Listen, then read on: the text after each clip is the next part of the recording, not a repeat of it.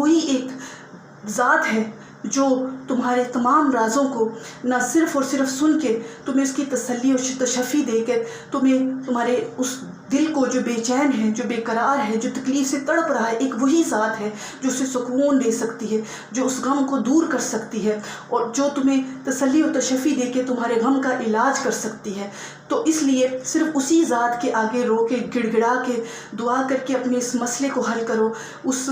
سے فریاد کر کے، اس سے دعا کر کے اپنی اس تکلیف کو دور کرو، اور کسی کے سامنے اس مسئلے کو، اس تکلیف کو بیان مت کرو، کیونکہ کوئی بھی تمہاری تکلیف کو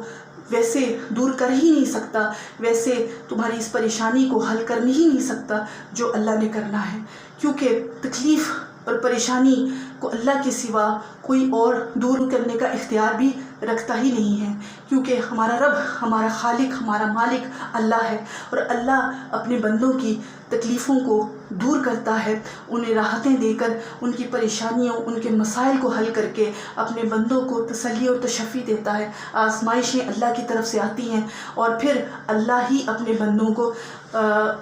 ان کی اس پریشانیوں میں ان کا ساتھ دے کر، ان کو ڈھارس دے کر، ان کی فریاد سن کے انہیں جو تسلی اور تشفی دے کر ان کی مسئلوں کو، ان کے مسائل کو، ان کی مشکلوں کو دور کرتا ہے، وہ